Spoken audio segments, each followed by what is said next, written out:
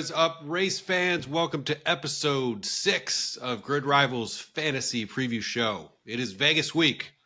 For those of you who have followed F1 for some time, you know that a night race in Las Vegas has long been a fantasy of many drivers, including 7-time world champion Lewis Hamilton, who you may have heard has been banned from gambling by Total Wolf during his stay in Las Vegas, along with the entire Mercedes team.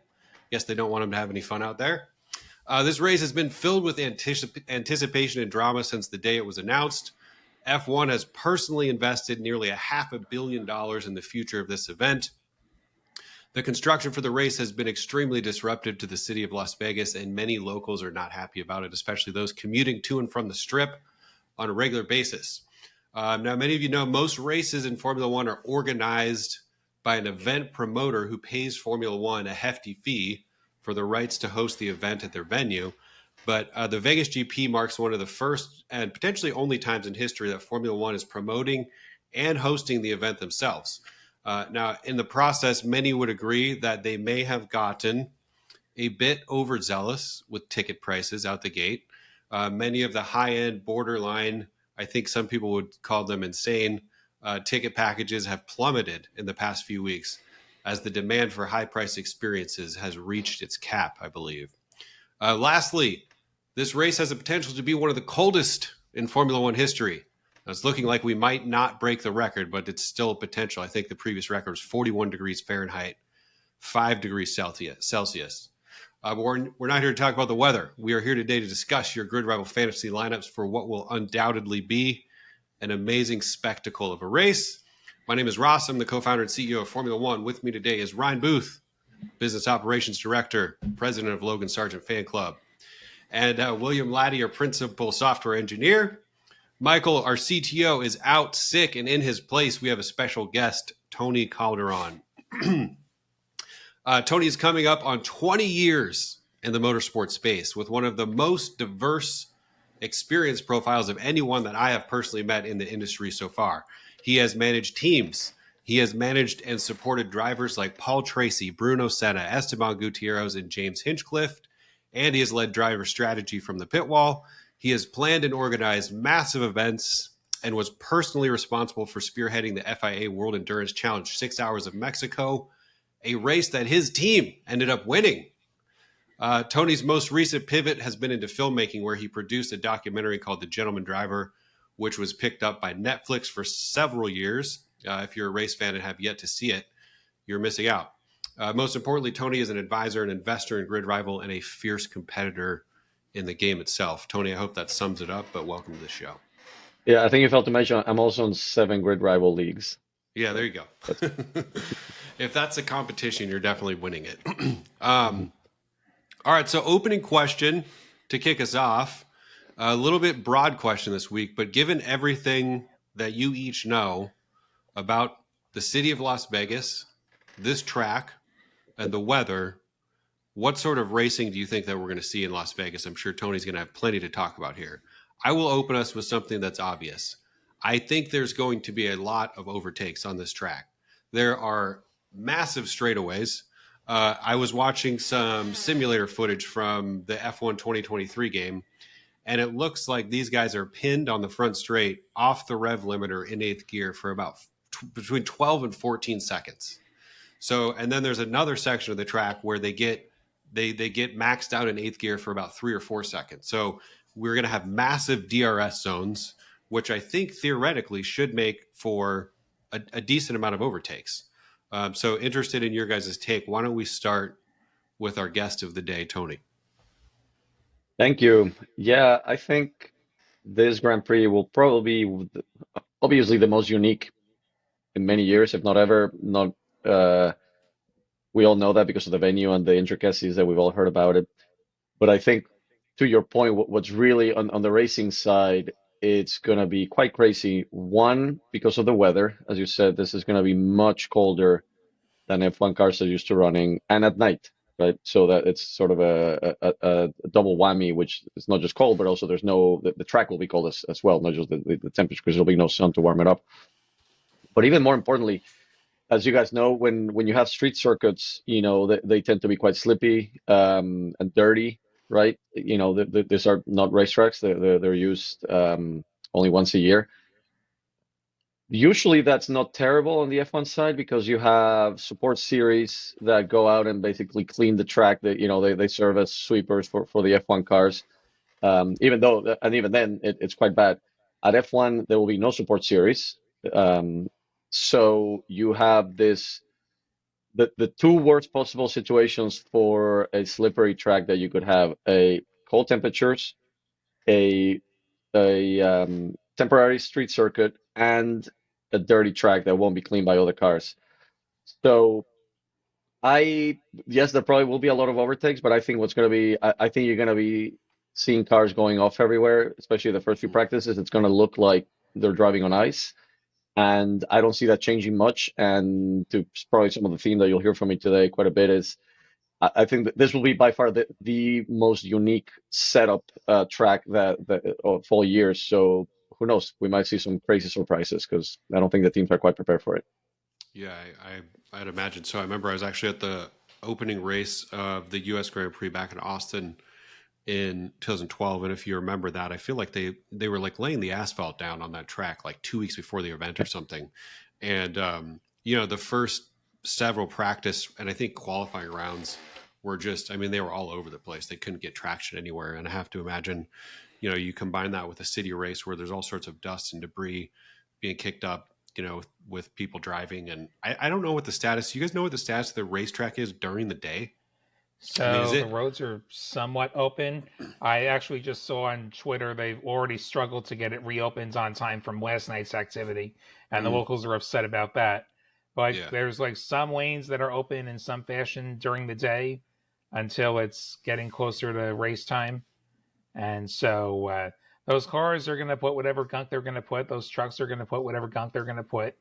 And this is not going to be a green racetrack in necessarily the best sense, right? This is going to have lots of stuff that isn't racing related on it, probably. Yeah, for sure. Ryan, any opinions?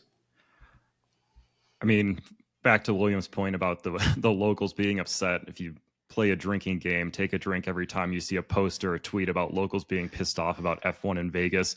I mean, you wouldn't survive 10, 15 minutes just scrolling through my timeline. But I'm ready to embrace the chaos. We got a new track. Apparently, F1 doesn't know how to check weather reports, and they didn't realize it's going to be this cold in Vegas in November. Mm-hmm. I mean, it Which should I be think fun. is which there's some truth to. I saw a quote from Ross Braun that literally said like, we didn't think about the weather. I couldn't believe that. I mean, Ross Braun, a 7-time world champion technical director, like whose front of minds back in the day would have been tire temperatures, Yeah. and he never bothered to pick up an almanac. I think there's probably a lot of things that were missed due to the excitement of having this event there, because people have been talking about this for literally decades, having a race down Las Vegas Boulevard. So cool they are able to pull it off. It should be most certainly an interesting event. I don't know what I love more, not being able to check the weather or deciding we should run all the events local time in the middle of the night. I think both of those are strong contenders for my favorite storyline. Yeah, for sure. All right, we have onto our league update now. Tony's not in our group league, so we'll get to his numbers in a second. But we have an overtake to announce, don't we? Am I seeing this correctly?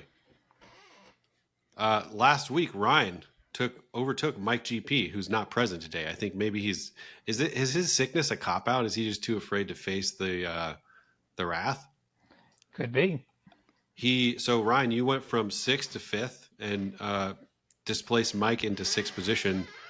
Do you care to have any sort of commentary or tell us what led to this overtake?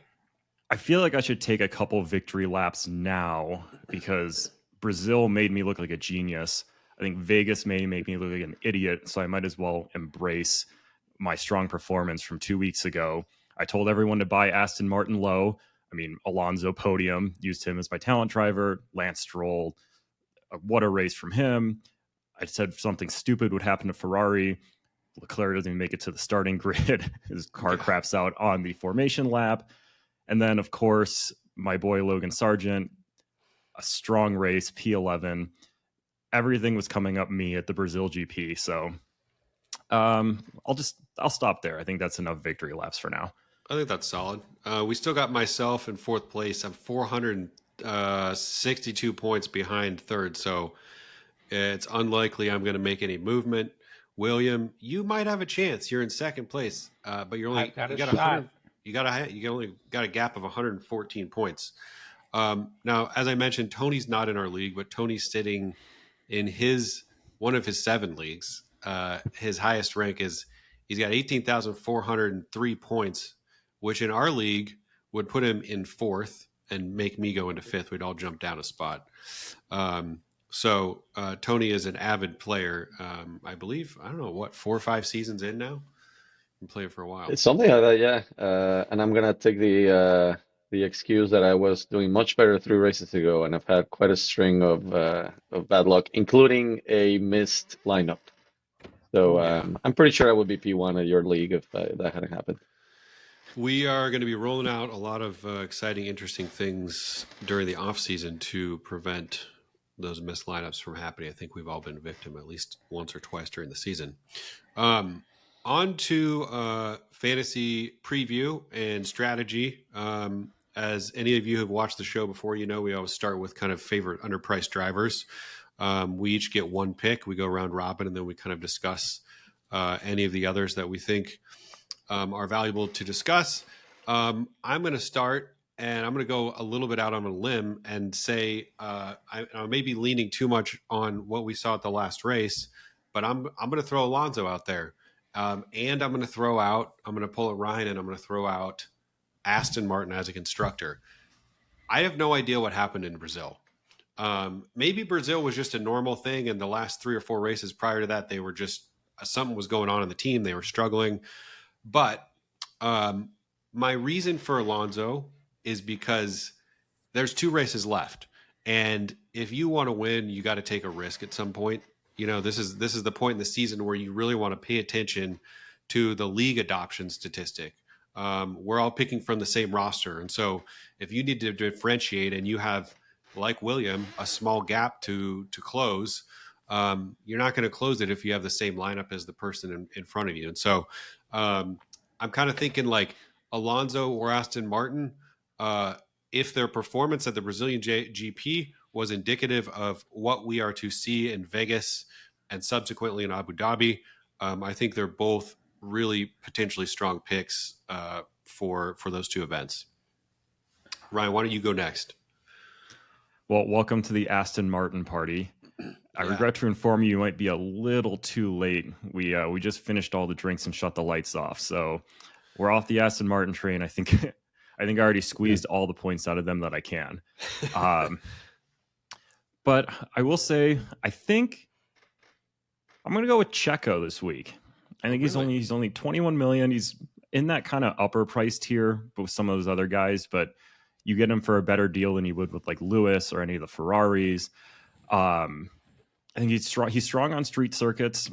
I think he's got a fire lit under him after the Mexico crash. He is kind of fighting for a seat. A lot of people have been dumping on him all season, us included. So I think he finishes this season strong. I think he looks good in Vegas. Awesome. And thank you for the Alonso tip last week, by the way. I was of benefit. William, let's hear what you got. Yeah, if I were braver, I could be leading the league right now if I had been braver. Like, I could have gone Alonso talent driver, but then that also would have stuck me running Sargent, which would have ended up being a really good play when his teammate crashed and he didn't. So, oh well. Anyway, so I would say that probably your best bargain among the upper tier drivers, the drivers that are too expensive for talent driver, probably Leclerc, especially after that DNS last week, where you'll probably get more bang for the buck if he doesn't have any further problems this week. That said, anything we say here, we got to take with a grain of salt. You got to see those practice times, especially FP2, which is at like a late hour, and see if anybody struggles in the colder conditions, the colder tires. Teams that have a hard time getting heat into the tires are going to have a really hard time this weekend.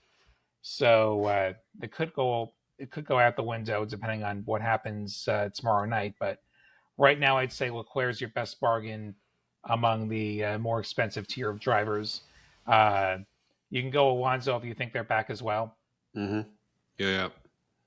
I would Tony. also say that Alonso may have some teammate point upside if you think Lance Stroll might be a bit more of a crash risk, I definitely especially think on that a he street would. track. The gap between the two the whole season has been significant, so that is a good call out. Tony, what do you think? Alex, I'm going to stick with my theme of track conditions and experience. So I'm going to go with a wild one. I think Haas is going to be very strong for two reasons. They've struggled with overheating tires, which if you lower the temperature means they might actually be able to get heat in the tires better than others, especially the rear tires.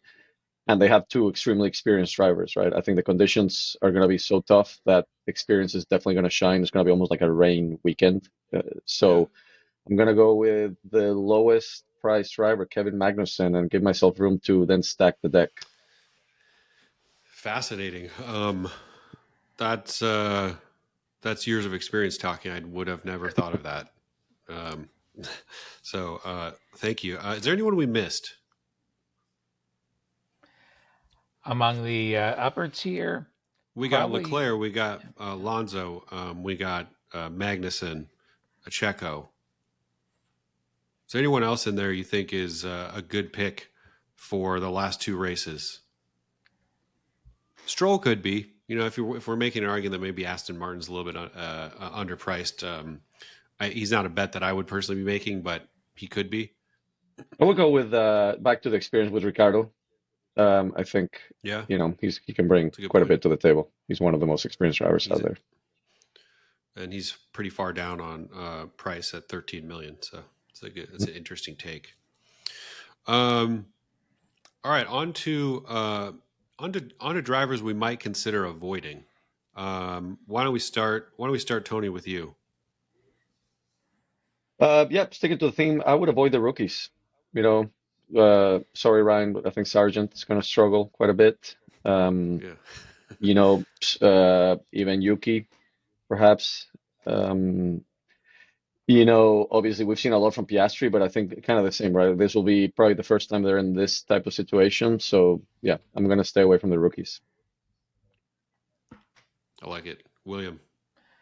So I would say with regards to straight up price, Gasly might be a little bit overrated right now. Yep. Sainz might be a little bit overrated right now. If we're talking more generally, I'm with Tony, where the rookies are certainly a higher crash risk on a street course with cold tires as well.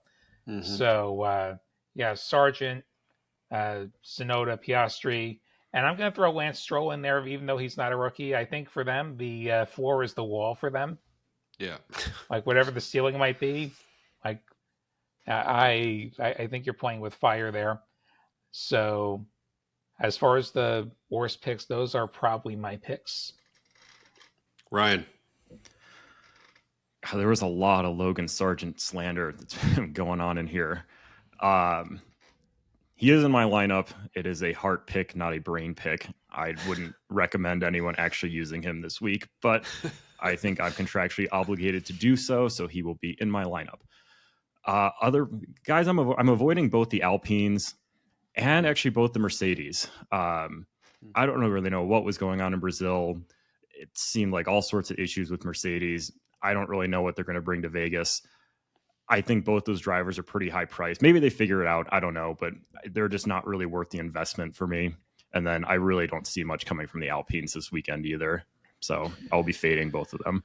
Yep. So my don't pick driver was actually Gasly as well. If you look at his salary chart, he's close to his peak. He was overpriced at the start of the season, so he immediately dropped. But he's at, I believe, the highest he's been 18.2, 18.4. Yeah, so he's at a high, and I don't think he's going to be going up. And also to bring it back to my point earlier, I think Tony's advice is much more relevant because we are now at a spot in the season where, the thought process around contract length is becoming more and more mute. There's only 2 races left. I think that this is a point where you need to start thinking about races on an individual basis, and in that sense, some great advice from Tony.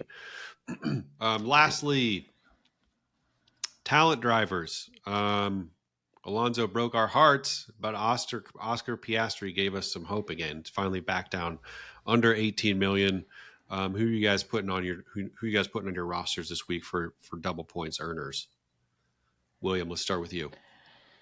Well, I'd say we were just talking about Piastri in the past list, so it might sound strange, but I'd say Piastri would be the boom or bust choice among the talent drivers this week. He could crash. He could also podium. The McLaren is a pretty quick car. Yep. And if you do want to take a swing, that's the swing you could take. Alonso worked out last week. I'd said Alonso was the Hail Mary last week, depending on them getting their stuff together. That worked out. Maybe Piastri has himself a clean race. If we're looking at a somewhat lower price point than a Piastri, I like probably Albon the best. And then if we're looking on the lower ends of pricing, probably Sargent's your best choice, which again, the volatility is going to be pretty high. Yeah. I'm just not as convinced that Haas has the pace as a car in general, but I could easily be proven wrong when they put the cars on the track. For sure. Ryan, what do you think? Yeah, I am sad that Alonso is no longer talent driver eligible. There was definitely some pushback from my fellow podcast hosts when I got on the Alonso bandwagon. I did get the last laugh there, so that's great. I think we're going back to the well with Piastri. He's down under the 18 million. Talent driver eligible. He's in a good machine. I think you just got to hope he stays on track. I think he's going to have pace. I think Piastri is the move, and then my other choice would be Albon if for some reason you're not able to use Piastri. Tony, any thoughts? Anything to add? Yeah, I think I'm gonna, since I already went out on a limb, I'm gonna stick to my potentially completely wrong theory that Haas is gonna be strong. So probably Hulkenberg there. Interesting. Would go with that. If not, like I said, back to the experience, probably Danny Ricciardo. That's what I would pick. So I'll close us out with the most obvious answer as well, which is Piastri. I always pick the highest guy on my team that I can. I don't think I think outside the box enough, but at 17.5 million, he's $500,000 under the threshold. We got 2 races to go. It is a gamble at this race, considering all the commentary from Tony about being a rookie. But I think I'm going to take a flyer and go for it because I'm in second place in one of my other leagues, and there's no way I'm going to get in first if I just don't take a risk. So we're done on strategy. Any other closing thoughts about this weekend's race from any of y'all? I would say last point on strategy. I know we've talked about only a couple races left. You got to maximize points. Don't be afraid to pay early release fees if you have a driver that's sitting on your lineup that you don't believe is going to perform well these last 2 races. Team value is not as important at this point of the season, where you might end up sticking with someone who's not going to do as well early season because you want to build that value. Now is not the time to do that. Cut bait with anybody on your team that you don't believe is going to perform well. Yeah, great advice. You can't take those funds with you to Bahrain next year. That is true. Maybe someday we'll have that feature. A dynasty league or something. Any closing thoughts from you, Tony? No, I would say not so much based on stride, but just in the race in general. I mean, obviously, I hope F1 gets a little leeway with this. I think at the end of the day, it's an incredible event. It seems I'm sure it will be a complete mess, right? Yeah. So was Miami the first year, so it's been so many years. But for the sport, it's amazing, right? And it really is putting the sport even more mainstream than it had been. And if